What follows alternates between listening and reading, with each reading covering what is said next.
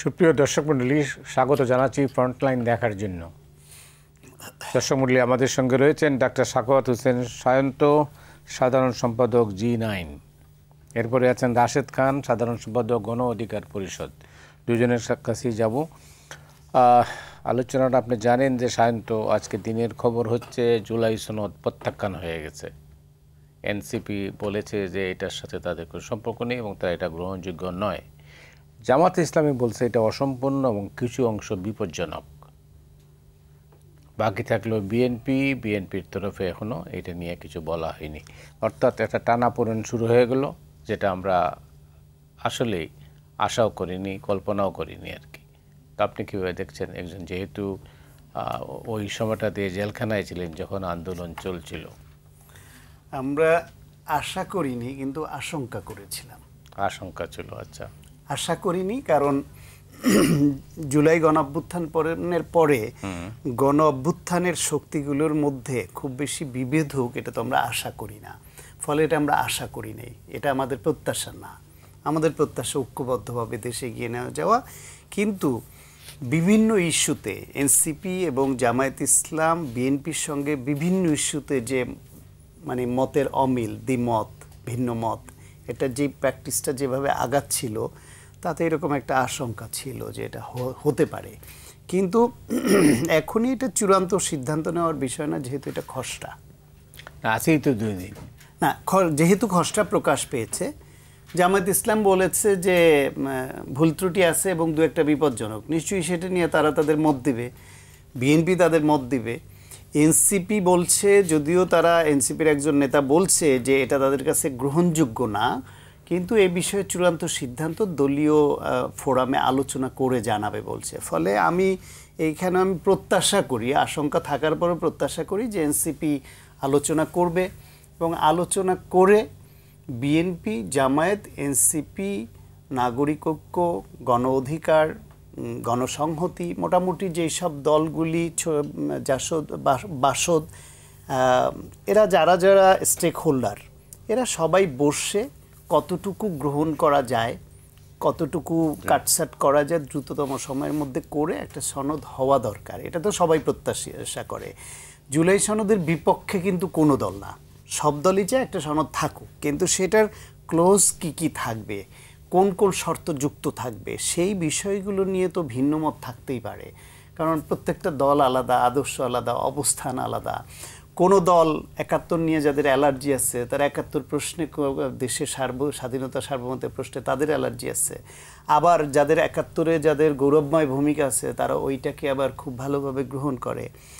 বাংলাদেশের 24-এর stake holder বিষয়ে কে কত বড়, এটার যে প্রতিযোগিতা আছে, সেটা নিয়েও একজনের সঙ্গে আরেকজনের মতভিন্নতা বা একটু দূরত্ব আছে।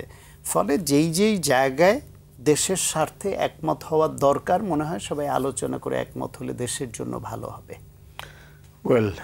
দেখি আপনার যথেষ্ট মানে কি আর কি আশাবাদী, যদিও টানাপোড়েনটা স্পষ্ট প্রকাশ্য হয়ে গেছে। রাশেদ, আপনি কীভাবে দেখছেন? ধন্যবাদ সবাইকে, গণ অধিকার পরিষদের পক্ষ থেকে শুভেচ্ছা। ভাই যেটি বললেন যে প্রত্যেকটা দলই জুলাই সনদের পক্ষে, এখন এক্ষেত্রে অবশ্যই মতবিরোধ থাকবে, কারণ দলগুলো যেহেতু আলাদা। যদি আমরা একই আদর্শের হইতাম তাহলে তো একটা দলই করতাম। যেহেতু আমরা ভিন্ন আদর্শের এবং আমাদের মধ্যে মত পার্থক্য রয়েছে, এবং আমি এই মত যে পার্থক্য, এটাকে আমি গণতন্ত্র মনে করি। অর্থাৎ আমাদের ভিতরে মত পার্থক্য থাকলেও আমরা সবাই মিলে কিন্তু হাসিনার বিরুদ্ধে একসাথে লড়াই করেছি, এবং আমরা এখনো পর্যন্ত আওয়ামী লীগের প্রশ্নে, ভারতের আধিপত্যবাদ, আগ্রাসনের প্রশ্নে, বাংলাদেশের জাতীয় যে কোনো স্বার্থের বিষয়ে আমরা কিন্তু একমত। এই যে বিভিন্ন দলের যে এজেন্ডা বা উদ্দেশ্য, সেইগুলো নিয়ে আলোচনা হচ্ছে। আজকে এনসিপি সরাসরি আসলে প্রত্যাখ্যান করেনি, তারা যেটি বলছেন যে এইটা আসলে আইন করে এইটা পাশ করা দরকার। কিন্তু সেখানে যেটি উল্লেখ করা হয়েছে সেটি হলো যে আপনার যে সরকার ক্ষমতায় আসবে 2 বছরের মধ্যে সেটা তারা বাস্তবায়ন করবে। তো এক্ষেত্রে আবার আমরা আমাদের দলের পক্ষ থেকে কিন্তু আগে থেকেই বলে আসছি যে সনদ তৈরি হবে সেখানে প্রত্যেকটা দলের স্বাক্ষর থাকবে। যেহেতু দীর্ঘ আলোচনার মাধ্যমে একটি সনদ তৈরি হচ্ছে এবং প্রত্যেকটা দল তারা স্বাক্ষর করবে, আমার মনে হয় না যে এটা আসলে কেউ বাস্তবায়ন করবে না সে ধরনের একটা প্রেক্ষাপট তৈরি হবে। এই ধরনের প্রেক্ষাপট তৈরি হবে বলে আমার কাছে মনে হয় না। আমার মনে হয় এই জুলাই সনদকে সবাই খুব পজিটিভভাবে দেখছে।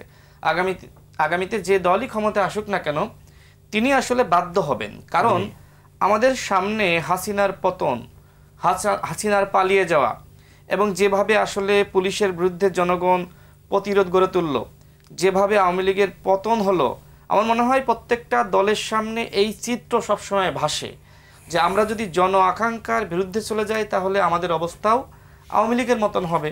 তো সেক্ষেত্রে খুব বেশি দুশ্চিন্তার কিছু আছে বলে আমার কাছে মনে হয় না। তবে এইখানে আমি যে জিনিসটা লক্ষ্য করলাম, দেখেন আমরা 2018 সালের কোটা সংস্কার আন্দোলনের নেতৃত্ব দিয়েছি। ওই সময় সর্বপ্রথম আমি অ্যারেস্ট হয়েছিলাম। আমাকে আটক করার সাথে সাথে যেভাবে নির্যাতন করা হয়েছে সেই বর্ণনা এখানে দিতে সময় লাগবে। তবে এতটুকু বলি যে আমি টানা 15 দিন রিমান্ডে ছিলাম।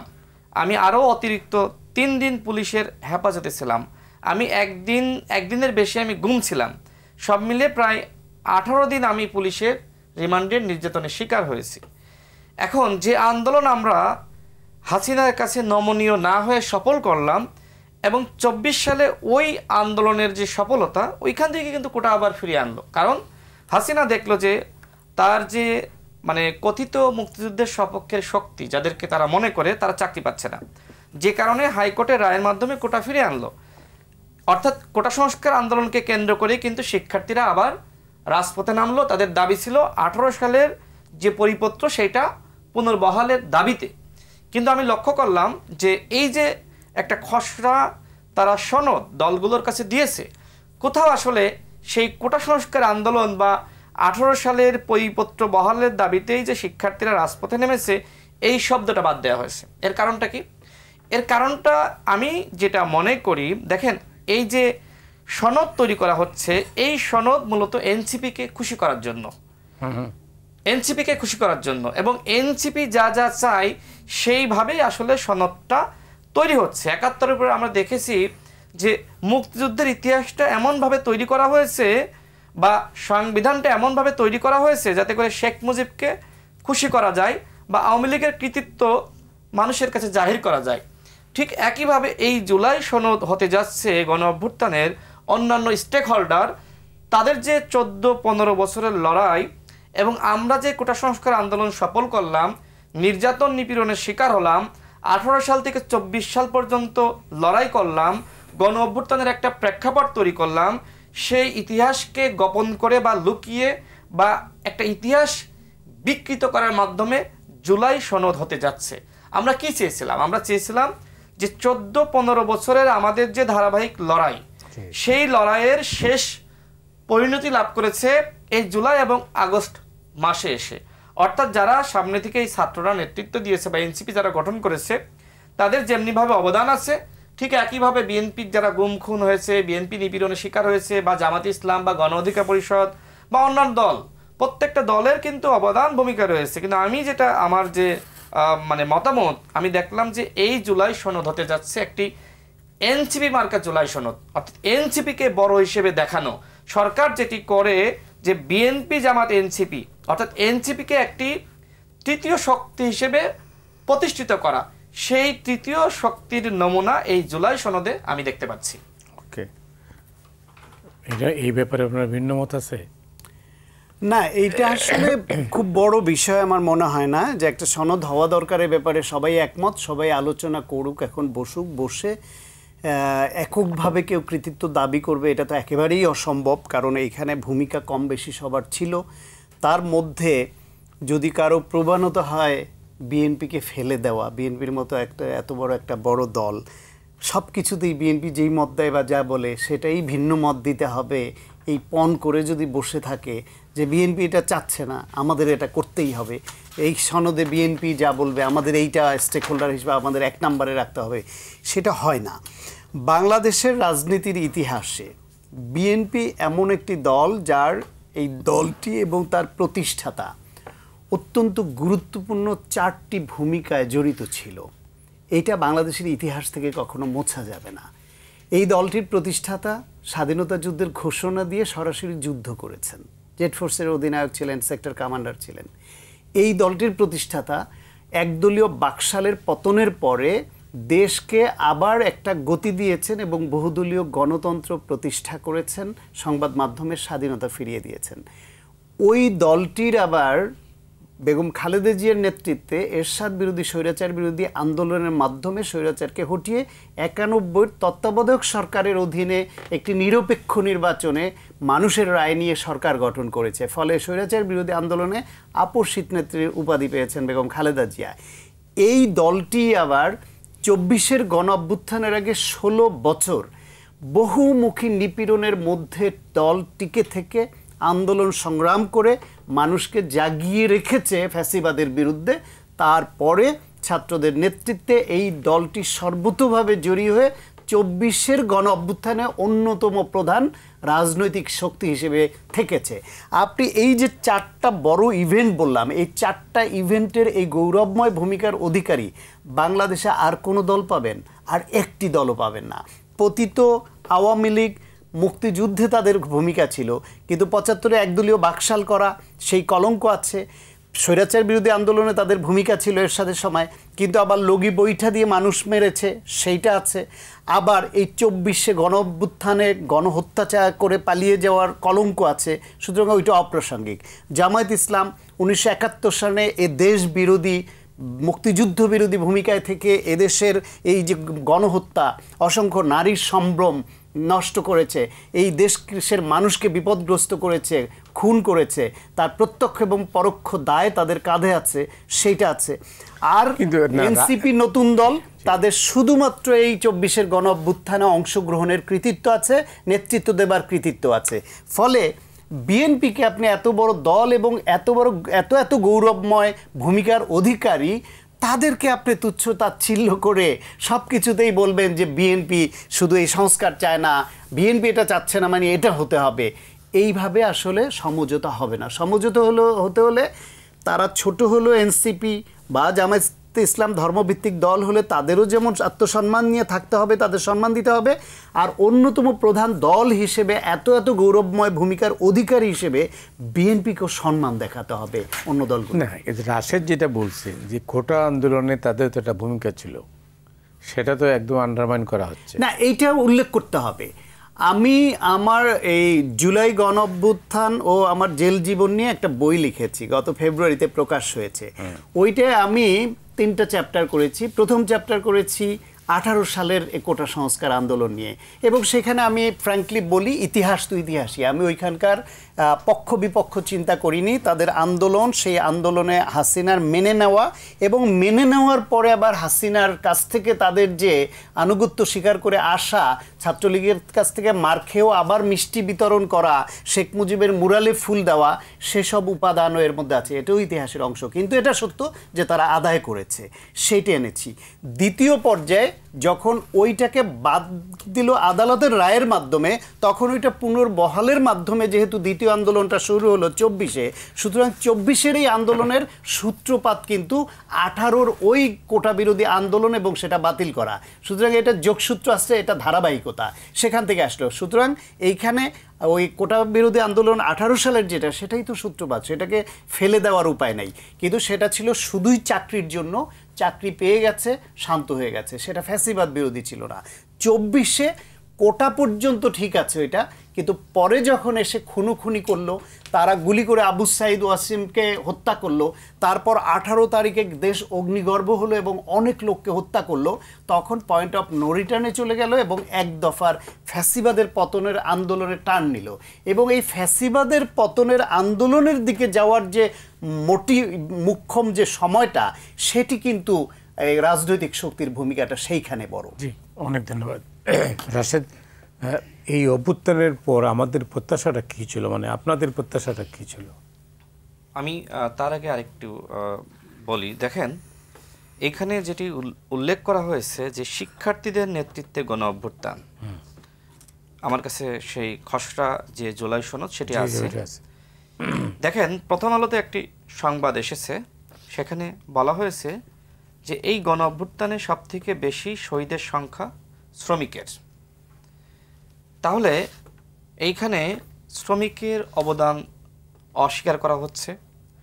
আমরা দেখেছি যখন জুলাই আন্দোলনের যারা শীর্ষ নেতৃত্বের জায়গায় ছিলেন তাদেরকে পুলিশে হেফাজতে নেওয়া হয় এবং অন্যান্য সমন্বয়ক যারা ছিল কেউ আত্মগোপনে, কেউ মাঠে নামছে না।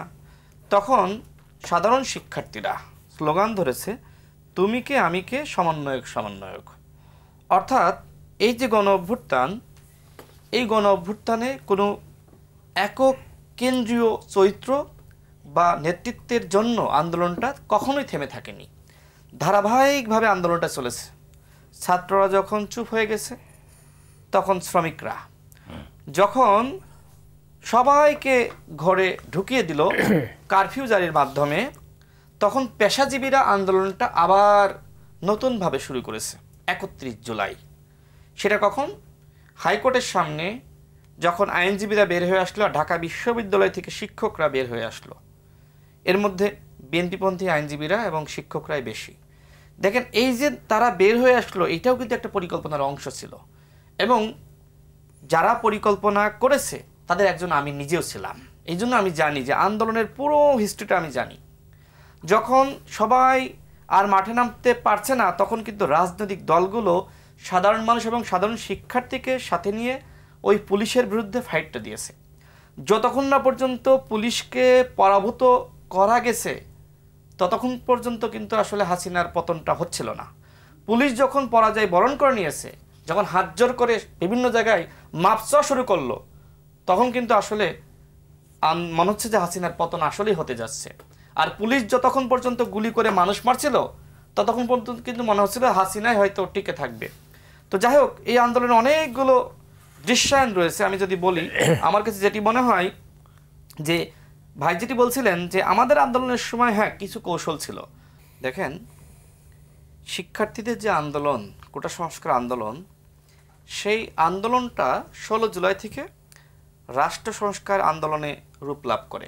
যেদিন আবু সাইদ শহীদ হয়, ওই দিন খবর পাওয়ার সাথে সাথে রাজনৈতিক দলগুলো বা সংগঠনগুলো যে যার জায়গা থেকে মাঠে নেমেছে। বিকালে আমরাও আমাদের কার্যালয়ে নেমেছিলাম। কার্যালয়ের সামনে সকালবেলা আমাদের একটা প্রোগ্রাম ছিল। 15 জুলাই ঢাকা বিশ্ববিদ্যালয়ের শিক্ষার্থীদের উপর হামলা করা হয়, নারীদেরকে লাঞ্ছিত করা হয়।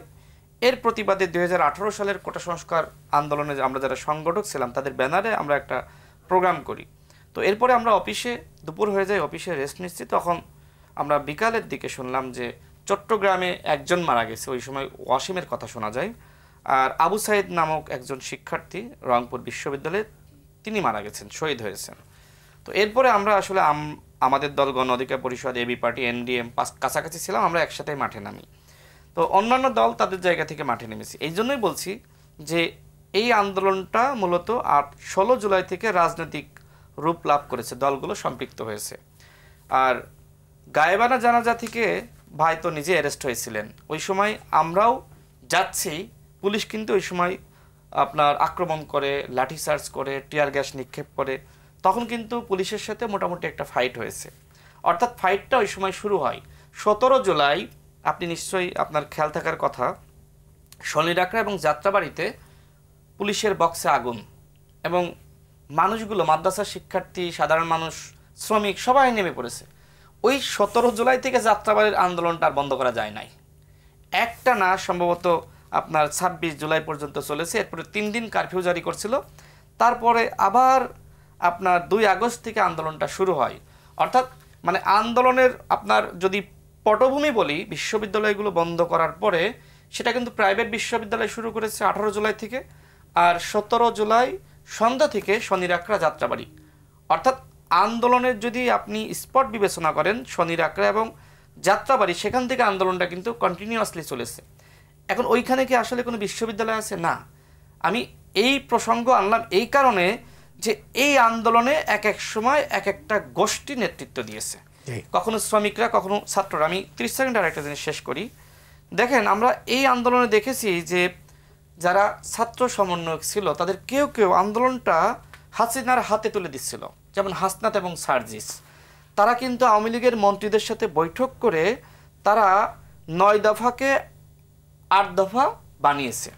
তো আমি আসলে একটি বই লিখছিলাম, ভাই তো ইতিমধ্যে লিখে ফেলিয়েছে, আমি যেহেতু 18 সালের আন্দোলনের আমরা মূল নেতৃত্বে ছিলাম, তো বই লিখতে লিখতে হঠাৎ দেখলাম যে 5ই জানুয়ারি চলে আসলো, 5 জুন। তো আমি স্টপ রেখেছি যে 24 সালে কি ঘটে আমি জেনে একসাথে লিখব। তো 24 সালের ইতিহাস লিখতে গিয়ে আমি জানতে পারলাম যে 3 তারিখের যে আসলে এক দফার ঘোষণা এবং 5 তারিখে আসলে ছাত্ররা কি করবে, এই সিদ্ধান্তের সাথে হাসনাত এবং সার্জিস ছিল না। কারণ তাদেরকে মনে করা হচ্ছিল যে তারা আসলে জুলাইয়ের চেতনার সাথে তারা বেইমানি করেছে। তো একজন ছাত্র উপদেষ্টা তিনি শপথ নেওয়ার আগের দিন 7 আগস্ট আমাকে বলছিলেন যে এই দুজন তারা আসলে জাতির সাথে আসলেই বেইমানি করেছে। তো আপনি এখন লক্ষ্য করবেন যে মুজিববাদের বিরুদ্ধে এবং আওয়ামী লীগের বিরুদ্ধে এই দুজন সব থেকে বেশি কথা বলে, কিন্তু 3 আগস্ট এবং 5 আগস্টের যে সিদ্ধান্ত, সেই সিদ্ধান্তের সাথে পর্যন্ত তারা ছিল না। হ্যাঁ, নাহিদ এবং আসিফ তাদের ব্যাপক ভূমিকা ছিল, তারা কিন্তু কখনোই মাথা নত করে নাই। বিশেষ করে আমি আবার ইতিহাস লিখতে গিয়ে দেখলাম যে 6 তারিখে তো ঘোষণা দেওয়া হয় 6 আগস্ট, ওইটাকে আবার 5 তারিখে আপনার ঘুরিয়ে আনে কিন্তু আসিফ। আমি এই দুজনের বিষয়ে আমি সমালোচনা করছি না, কিন্তু আন্দোলনের নেগেটিভ ভূমিকা সার্জিস এবং হাসনাতের ব্যাপকভাবে ছিল। অনেক ধন্যবাদ। অন্য প্রসঙ্গে দেখি, সায়ন্ত, আপনি জানেন যে আজকেই ঢাকা বিশ্ববিদ্যালয় কেন্দ্রীয় ছাত্র সংসদের নির্বাচনের তারিখ ঘোষণা করা হয়েছে। এই নির্বাচনকে ঘিরে কিন্তু বেশ কিছুদিন যাবত রাজনীতিতে নানা শঙ্কা আশঙ্কা, মানে অস্বস্তি, অনেক কিছুই আছে। আপনি কীভাবে দেখেন? এটাকে সম্ভবত একটা টেস্ট কেস হিসেবে নেওয়া হচ্ছে, কিরকম? এই জন্য যে এখন মূলত সবার দৃষ্টিটা কিন্তু জাতীয় নির্বাচনের দিকে, রাইট। কিন্তু সেটাকে পাশ কাটিয়ে কোনো কোনো শক্তি স্থানীয় সরকার নির্বাচনের আওয়াজ তুলে যে স্থানীয় সরকার নির্বাচন আগে হতে হবে। কেউ কেউ ছাত্র সংসদ নির্বাচনের কথাগুলো বলছে, তবে ছাত্র সংসদ নির্বাচনগুলো হওয়া একদিক থেকে ভালো, কিন্তু সেটা আরও আগেই তো হতে পারত। কিন্তু এই সময় হচ্ছে এইটা এমন একটা প্রচলিত ধারণা আছে যে 90-এর ডাকসুর যে নির্বাচনটা হলো, সেই নির্বাচনে দীর্ঘদিন স্বৈরাচার বিরোধী আন্দোলনের পরে ওইখানে ছাত্রদল সংখ্যাগরিষ্ঠ নিরঙ্কুশ জয় পেয়েছিল, এবং 91 নির্বাচনে ওই ডাকসু এবং তাদের যে ছাত্রদলের যে কর্মকাণ্ড, এটা ব্যাপক একটা ভূমিকা রাখে বিএনপির বিজয়ের পেছনে। ফলে ডাকসুর বিজয় দলের বিজয়কে একটা ভূমিকা রাখে বা ত্বরান্বিত করে, এরকম একটা ধারণা অনেকের মধ্যে আছে। ঠিক একইভাবে এখন যদি ডাকসুর নির্বাচন হয় এবং সেই নির্বাচনে যদি ছাত্রদলকে পরাজিত করা যায়, এবং সেখানে এমনও হতে পারে যে এনসিপি এবং ছাত্র শিবির প্রকাশ্যে বা অপ্রকাশ্যে এক হয়ে গেল, বা আলাদা প্যানেল দিল কিন্তু ভেতরে এক হয়ে গেল যে কোনো উপায়ে ছাত্রদলকে হারাতে হবে, যেটা অতীত হয়েছে, যেটা জাতীয় নির্বাচনে বিএনপিকে কোণঠাসা করবার পেছনেও এই দুইটা দলের কথা সুর মিলে যায়। সেই ক্ষেত্রে ছাত্রদলকে পরাজিত করতে পারলে এখানে সেটার একটা প্রভাব জাতীয় নির্বাচনে ফেলতে পারা যায় কিনা, সেটা একটা কৌশলের অংশ হতে পারে। আমি আগাম বলে রাখলাম, এরকম মনে হয় কেউ। এটা একটা দিক, মানে এই নির্বাচনকে ঘিরে তো রাজনীতিতে একটা অন্যরকম কি আছে, হিসাব নিকাশ আছে, আপনি যেটা বললেন। তো এইটার এই পরিণতিতে কি হতে পারে? পরিণতি তো এটাই, যদি এই নির্বাচন এক হতে পারে, যে এখনও আমরা জানি না যে সব দল অংশগ্রহণ করবে কিনা। শেষ পর্যন্ত সব দল অংশগ্রহণ না করলে জাতীয় নির্বাচনের আগে এইসব খুচরা নির্বাচনের এই বিষয়টা নিয়ে পরিস্থিতি ঘোলাটা হওয়ার উপক্রম হলে সেটা সরকার অ্যালাউ করবে কিনা বা করা উচিত হবে কিনা। আর যদি নির্বাচন হয় তাহলে সেই নির্বাচনে জয় পরাজয়টা জাতীয় নির্বাচনে একটা ইনফ্লুয়েন্স তৈরি করবে, সেই উদ্দেশ্যেই নির্বাচনটা দেওয়া হচ্ছে কিনা। কারণ আপনি দেখেন এইখানে এনসিপির উপরে জামাত ইসলামের প্রভাব ব্যাপক, তাদের কথার সুর মিলে যাচ্ছে এমনি এমনি না। আজকে আপনার এই অনুষ্ঠানের মাধ্যমে একটা কথা আমি ডিসক্লোজ করি। আমি তখন জেলে, তখন ওইখানে বিএনপির অনেক সিনিয়র নেতারাও ছিলেন, আমির খসরু মাহমুদ চৌধুরী, নজরুল ইসলাম খান, আন্দালিব পার্থ ছিলেন, শহীদুদ্দিন চৌধুরী এনি, জহিরুদ্দিন স্বপন, আমানুল্লাহ আমান, অনেকেই ছিলেন উল্লেখযোগ্য, মিল্লাত ভাই ছিলেন, তারপরে এরা ছিলেন। তো সেইখানে জামায়াত ইসলামের দুজন নেতাও ছিলেন, সেক্রেটারি মিয়া গোলাম পারওয়ার ছিলেন আর নায়েবে আমির ডাক্তার আবদুল্লাহ মোহাম্মদ তাহের ছিলেন। আবদুল্লাহ মোহাম্মদ তাহের উনি যেহেতু চিকিৎসক, ফলে আমার সঙ্গে একটু কথার একটু নৈকট্য অনুভব করতাম আমি। আর মিয়া গোলাম পারওয়ার উনি ইমামতি করতেন, ওইখানে আমরা একসঙ্গে নামাজ পড়তাম, তারপর অনেক সময় কথা বলতে বসতাম। আবদুল্লাহ মোহাম্মদ তাহের আমাকে একদিন জিজ্ঞেস করলেন যে নাহিদকে আমি চিনি কিনা। আমি বললাম সংবাদ মাধ্যমে দেখে যতটুকু চিনি। বললেন দেখা হয়েছে কিনা। আমি বললাম না, কখনো ওর সঙ্গে আমার দেখা হয় নাই। বলে ও আমাদের ছেলে, ওকে গ্রুমিং আমরা করেছি, তৈরি আমরা করেছি, এবং আমাদের সঙ্গে ওর নিবিড় যোগাযোগ সব সময়। তার মানে হচ্ছে আবদুল্লাহ মোহাম্মদ তাহের চিকিৎসক এবং জামায়াত ইসলামের অনেক সিনিয়র নেতা এবং খুব ভালো খোঁজ খবর রাখা, তিনি বানিয়ে বলবেন এটা ভাবার কারণ নাই। ফলে নাহিদের সঙ্গে তাদের নিবিড় যোগাযোগ এবং তাদের গ্রুমিং করা, তাদের তৈরি করা ছেলে, এটা ওনার নিজের কথা। সেই বিবেচনায় আমি মনে করি এখানে শিবির মনোভাবের বা শিবিরপন্থী অনেককে ঢুকিয়েছে, প্লাস হচ্ছে নাহিদ নিজেই যদি আগে তাদের ছেলে হয়ে থাকে, ফলে জামায়াতের প্রভাবটা তাদের উপর বেশি হওয়াটা অস্বাভাবিক না। সেই বিবেচনা থেকে দেখেন বিএনপি যা যা সিদ্ধান্ত দেয়, এনসিপি এবং জামায়াত তার প্রায় বিপরীত সিদ্ধান্ত দেয় বিভিন্ন ইস্যুতে। ডাকসুতেও এরকম একটা ইকুয়েশন সামনে এনে তাদের যে কোনো উপায়ে টার্গেট হতে পারে বিএনপিকে, ছাত্র দলকে পরাজিত করবার জন্য যা কিছু করণীয় সব তারা করবে এবং তার প্রভাব জাতীয় নির্বাচনে ফেলতে চেষ্টা করবে। অনেক ধন্যবাদ। তার সাথে আপনারা এই নির্বাচনকে কিভাবে দেখছেন? 2019 সালে যে ডাকসু নির্বাচন অনুষ্ঠিত হয়, সেখানে আমি জিএস প্রার্থী হিসেবে অংশ নিই। নুরুল হক নূর ভিপি ক্যান্ডিডেট ছিল। আমি যতটুকু আসলে তথ্য জানি যে আমরা টোটাল 11টি পদে আসলে জিতেছিলাম। তো এই জেতার মূল কারণটা হলো যে আমরা কোটা সংস্কার আন্দোলনের নেতৃত্ব দিয়েছি, শিক্ষার্থীদের পক্ষে ছিলাম, যে কারণে তারা আমাদেরকে ভোট দেয়। ঠিক একইভাবে যেহেতু 24-এর এই গণ আন্দোলন বা গণ অভ্যুত্থান যারা নেতৃত্ব দিয়েছে, তারা এই ক্ষেত্রে এগিয়ে থাকবে খুব স্বাভাবিক। কারণ শিক্ষার্থীদের তাদের প্রতি একটা দুর্বলতা বা এক ধরনের কৃতজ্ঞতা আছে। তো আমি জানি না আসলে শেষমেশ কি হয়, কারণ বাংলাদেশের ইতিহাসে এরকম তফসিল ঘোষণার পরে নির্বাচন হয়নি, এ ধরনের ইতিহাসও আছে। তবে ভাই যেটি বললেন যে এক্ষেত্রে সবথেকে বড় একটা সংকট হলো যে সবাই নির্বাচনে অংশ নেয় কিনা। বিশেষ করে ছাত্র দলের যে বক্তব্য আমি খেয়াল করেছি, ছাত্র দলের সম্ভবত সভাপতি তিনি ডাকসু নির্বাচনের যে মিটিংগুলো হয় সেইখানে উপাচার্যকে প্রশ্ন করেছে যে যারা স্বাধীনতা বিরোধী শক্তি তাদের ছাত্র সংগঠন নির্বাচনে অংশ নিতে পারবে কিনা। তো একটা মানে সংকট আছে, এবং বিশেষ করে বামপন্থী বা প্রগতিশীল যারা আছে তারাও কিন্তু সবসময় এই কথা বলে থাকে। তো ডাকসু নির্বাচন নিয়ে আসলে আগের মতন স্মুথলি নির্বাচনটা হবে 19 সালে যেটা তারা করেছে, এখন মনে হয় এটা একটু কঠিন হয়ে যাবে যদি বামপন্থী বা ছাত্রদল বা অন্যান্য সংগঠন নির্বাচনে অংশ না নেয়, এবং তারা যদি বলে যে স্বাধীনতা বিরোধী শক্তি নির্বাচনে অংশ নিলে আমরা নির্বাচনে যাব না, তো একটা ঝামেলা তৈরি হবে। আর সারা দেশে বাদ দিয়ে শুধু ডাকসুটাই বা ইলেকশনের আগে এখন করে কেওয়াস তৈরি করতে হবে কেন? তবে একটা জিনিস আমি বলি আপনাকে, দেখেন কোনো উদ্দেশ্য আছে, সেটাই বললাম। একটা জিনিস বলি, সেটা হলো যে এই যে বিভিন্ন বিশ্ববিদ্যালয়ে উপাচার্য নিয়োগ দেওয়া হয়েছে, কাদেরকে নিয়োগ দেওয়া হয়েছে আপনি একটু যদি মানে অনুসন্ধান করেন তাহলে বের হয়ে আসবে। তারা আসলে একটা দলের, যেটা আসলে তারা স্বীকারও করে না, আমি যতটুকু জানি বিভিন্ন বিশ্ববিদ্যালয়ে কিন্তু এইভাবে নিয়োগ দেওয়া হয়েছে। দেখেন গণ অভ্যুত্থানের পরে আমাদের প্রত্যাশা ছিল যে অন্তত নিয়োগগুলো খুব মানে জবাবদিহিতামূলক হবে, একটা সিস্টেমেটিক ওয়েতে হবে। কিন্তু কি শুরু হলো, বিশ্ববিদ্যালয়ের ভিসি মনে করেন কোনো একটা দল নিল, হয় এনসিপি নিল বা জামাত নিল বা বিএনপি নিল বা গণ অধিকার পরিষদ নিল এটসেট্রা, এইভাবে বিভিন্ন দলকে ভাগ করে দেওয়া হয়েছে। এইটা তো আসলে গণ অভ্যুত্থানের চেতনা না। এবার দেখেন এই উপদেষ্টাদের সচিব, এরা ম্যাক্সিমামই আওয়ামী লীগের আমলের সুবিধাভোগী ছিল। পুলিশের যারা আসছে বিভিন্ন জায়গায় আওয়ামী লীগ আমলের সুবিধাভোগী।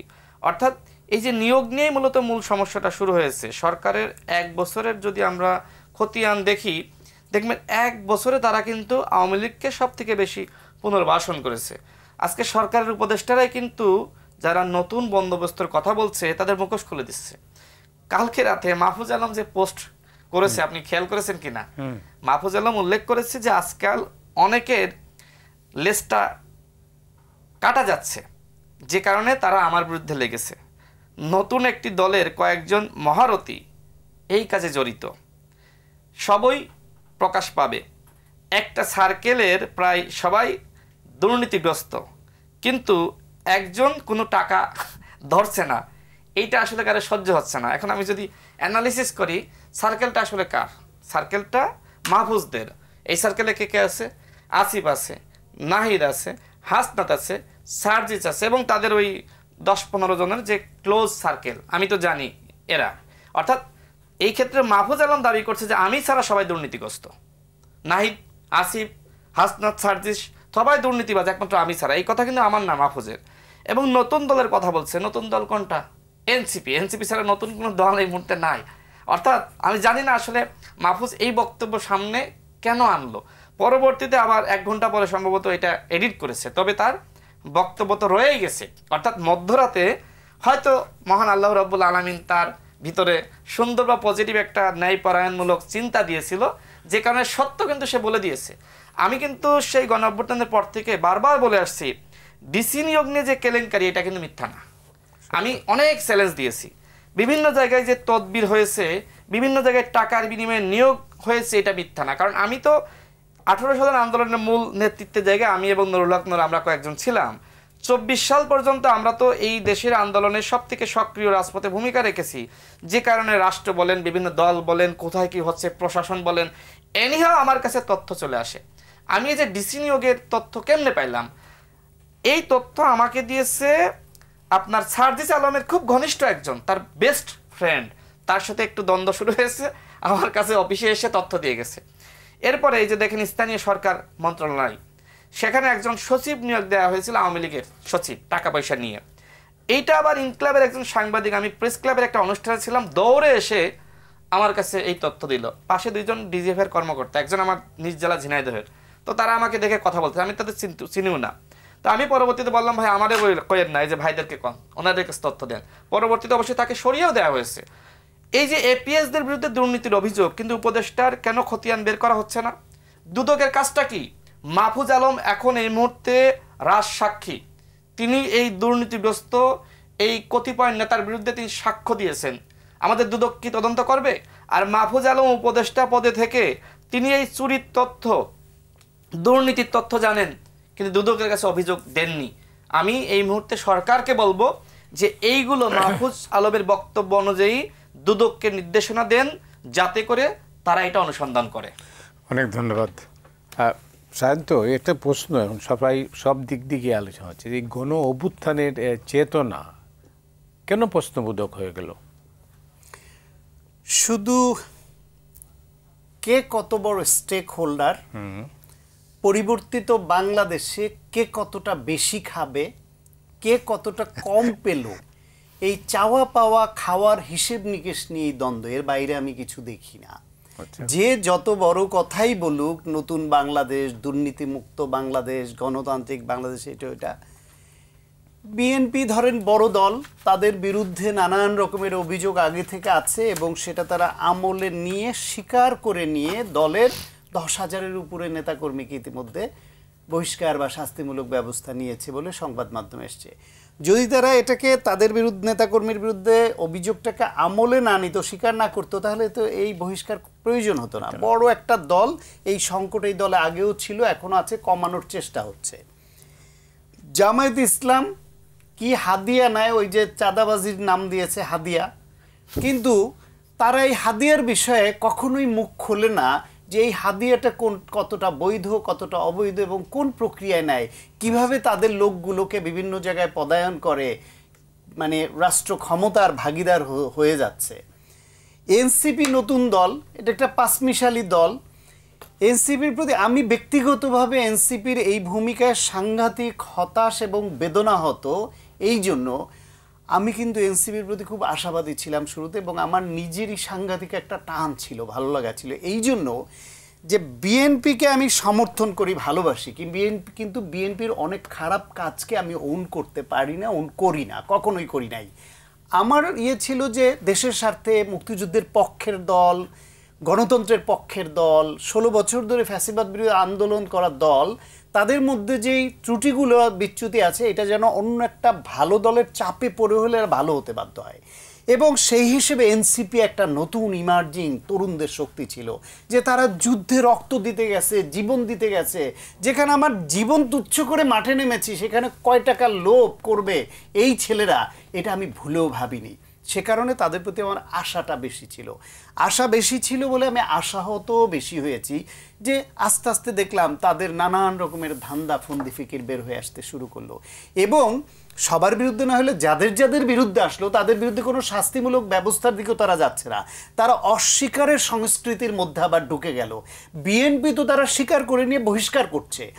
আপনি এখানে নারী কেলেঙ্কারিতে একজন নেতা জড়ালো, তার বিরুদ্ধে দল কিন্তু শুধু তার কার্যক্রম থেকে নিবৃত্ত রাখলো, তার বিরুদ্ধে তদন্ত কি হলো, সত্য মিথ্যা কি, তাকে বহিষ্কার করা, শাস্তিমূলক অন্য কোনো ব্যবস্থা, কিচ্ছু আমরা জানলাম না। এখন আবার সে সক্রিয় হয়েছে দুর্নীতির, আমি জানি না কোনো দুর্নীতির বিষয়ে যাদের হলো, শুধুমাত্র তানভীর ছাড়া যাদের বিরুদ্ধে অভিযোগ আসছে কোনো তদন্ত কিছু জানলাম না। শেখ হাসিনা ভালো, কিন্তু তার পিয়ন শুধু চোর, তার পিএস চোর, তার সঙ্গী সাথী চোর, এটা হয়। তারে বখরা না দিয়ে সে অন্যরা চুরি হতে পারে। তো আমাদের উপদেশটা ভালো, শুধু উপদেশটার পিএস চোর, 100 কোটি টাকা বানিয়ে চলে যায়, এটা হতে পারে। সেই তদন্ত কোথায় এবং ওই উপদেষ্টাদের জবাবদিহিতা কোথায়? সার্জিস তার ছোট ভাইকে পাঠায় 10 লাখ আনতে এক নারীর কাছে, সেই গিয়ে 7 লাখ দেওয়াতে বলে বড় ভাই তো বলছিল 10 লাখ দিবেন। সেই বড় ভাইটা যে সার্জিস, সেটাও প্রকাশিত হয়ে পড়লো। সেটা নিয়ে কোনো তদন্ত আমরা দেখলাম না, কোনো কিছুই দেখলাম না যে কেন এটা হবে। এরকম অভিযোগ হলে তো বিএনপিতে আমি একদম দায়িত্ব নিয়ে বলতে পারি সঙ্গে সঙ্গে বহিষ্কার করতো বা শোকজ করতো। সার্জিসকে তো করলো না। এই যে তারপর চাঁদা আনতে গিয়ে একটা পতিত স্বৈরাচার, তার বিপদগ্রস্ত নারী কোটার এমপি, সে পলাতক, তার হাজবেন্ড বাসায় আছে, পুলিশ নিয়ে ধরতে গিয়ে ভয় দেখিয়ে তারপর তার সঙ্গে এসে চাঁদাবাজির নিয়ে আসে, 50 লাখ টাকা দাবি করে 10 লাখ নিয়ে আসে, ধরা খেলো তারা। সারা দেশে সদ্য গঠিত 1 বছর হয় না এই দলটি হয়েছে, 6-7 মাস বয়সী একটা দল, তাদের ছাত্র সংগঠন যারা রক্ত দিয়ে দেশকে স্বাধীন করায় ভূমিকা রেখেছে, সেই সংগঠনের ছাত্র সংগঠন সারা দেশে কার্যক্রম স্থগিত রাখতে হয়। চুরি করলো কেন্দ্রীয় কমিটি, ধরা খেলো কেন্দ্রীয় কমিটি, জেলে গেল কেন্দ্রীয় কমিটি, আর স্থগিত করে দেয় সারা দেশের জেলা কমিটি।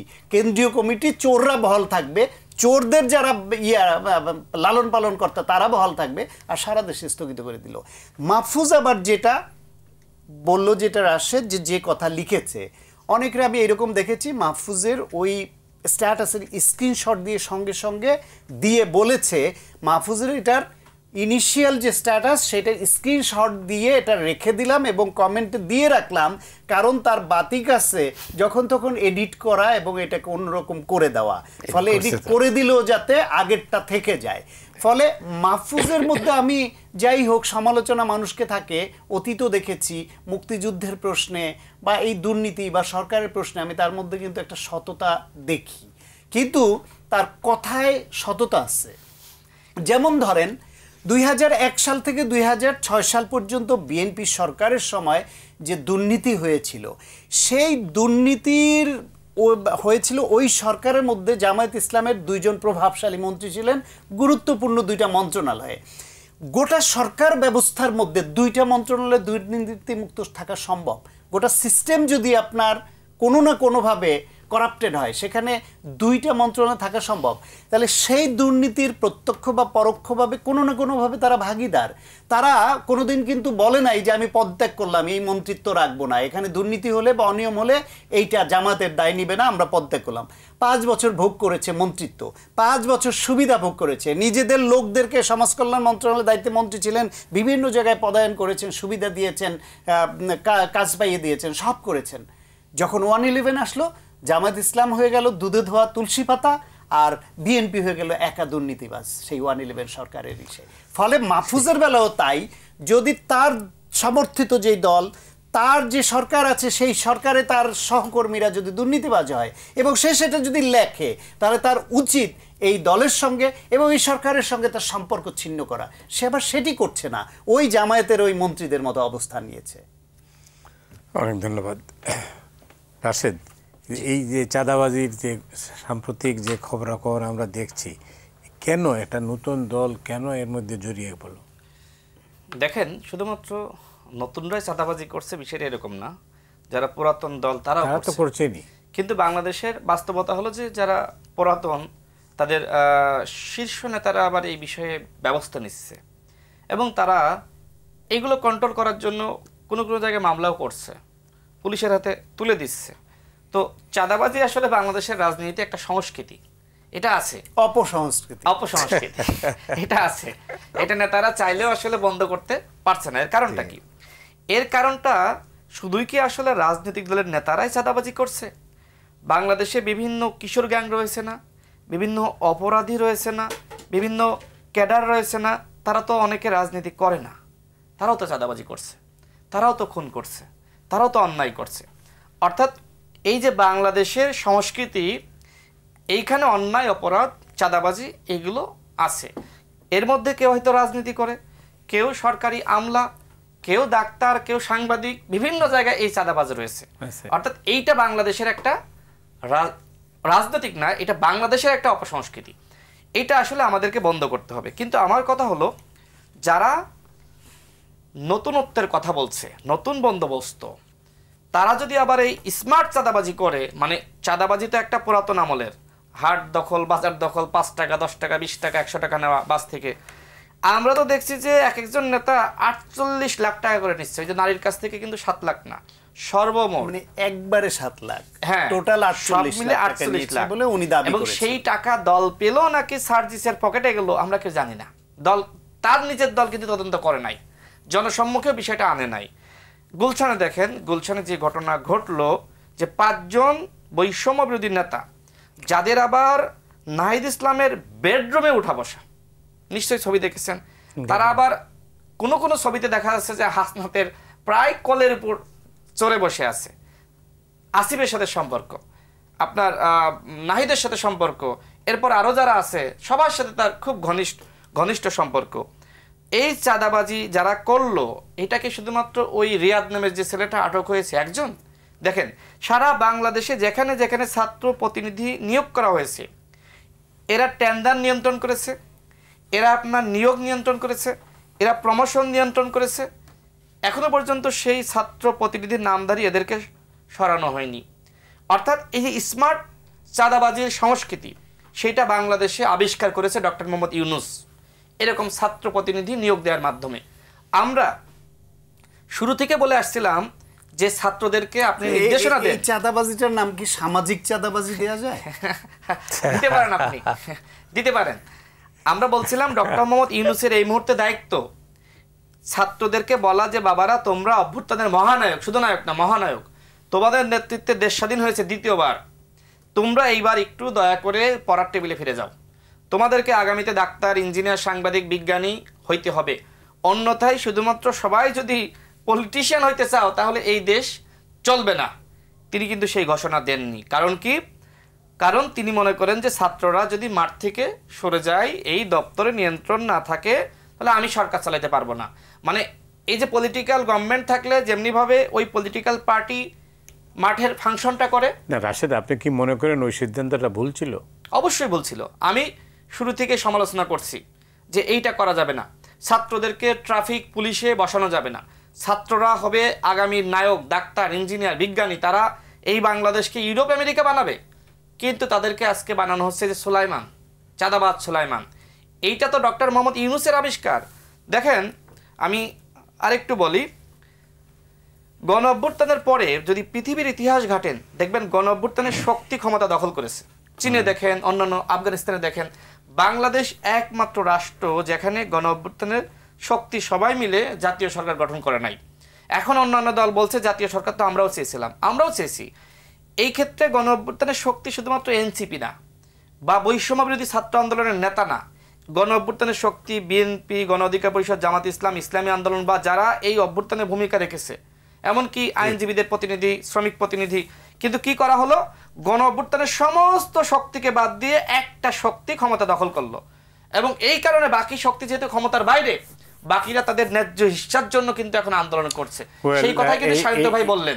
এই নিয়ে বিতর্ক আছে, এই সুযোগ তো ছিল জাতীয় সরকারের, কিন্তু আপনারা সেই সুযোগ নেননি। এটা নাহিদ ইসলাম যেটা বলে যে বিএনপি চায়নি। দেখেন ওই সময় বিএনপির এই ধরনের ক্ষমতা ছিল না যে বিএনপি চাইলো না আর এই জন্য এটা হইল না। নাহিদ ইসলামদের ওই ধরনের ক্ষমতা ছিল, তারা প্রয়োজনে আলোচনায় তুলতে পারতো, আমাদেরকে বলতো, অন্য দলকে বলতো যে বিএনপি এটা চায় না, কিন্তু তারা আলোচনায় আনেনি। আমি আরেকটু বলি, টাঙ্গাইলে, আমি শেষ করে দিই, টাঙ্গাইলে আজকে কি হয়েছে জানেন? আমি একটি গণমাধ্যমের সংবাদে দেখলাম যে এনসিপি সেখানে সমাবেশ করবে, সেখানে 900 পুলিশের প্রটোকল, সেনাবাহিনী ছিল আলাদা, বিজিবি আলাদা, কিন্তু পুলিশ শুধুমাত্র 900।